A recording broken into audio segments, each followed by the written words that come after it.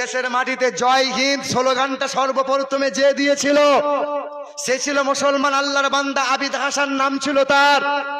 এই দেশের মাটিতে ইনকিলাব জিন্দাবাদ সর্বপ্রথমে যে বলেছিল সেও সর্বপ্রথম মুসলমান ছিল আল্লাহর বান্দা হযরত মাওলানা মোহানি তার নাম।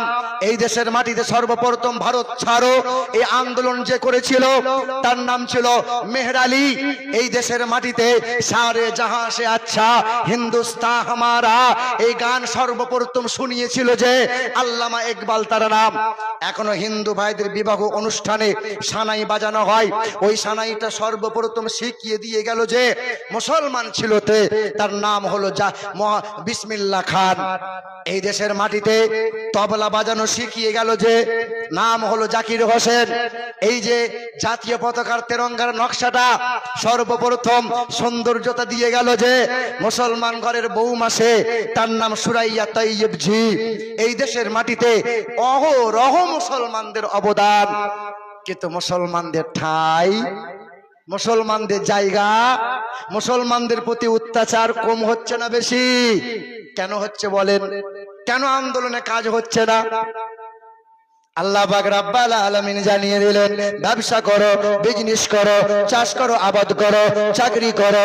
আমি আল্লাহ পাকের ঘোষণা, আমার নবীকে যেন ভুলে যাবে না। যখন আমার নবীর তরিকা বাদ দিয়ে দেবে, যখন আমার নবীর ভালোবাসা কম করে দেবে, সব জায়গায় লাঞ্ছিত হবে, সব জায়গায় তোমরা অপমানিত হবে, সম্মান পাবে না। আহলে সুন্নাত ওয়াল জামাতের মানুষ নবী প্রেমিক, ওলি প্রেমিক। যখন তোমরা ওলির প্রেম বাদ দেবে, যখন তোমরা নবীর প্রেম বাদ দিয়ে দেবে, সব জায়গাতে তোমাদের মার খেতে হবে।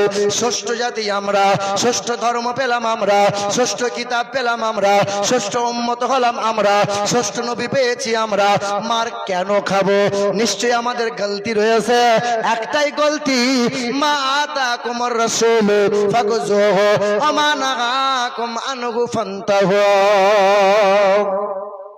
নবীর আদর্শ আমরা ছেড়ে দিয়েছি।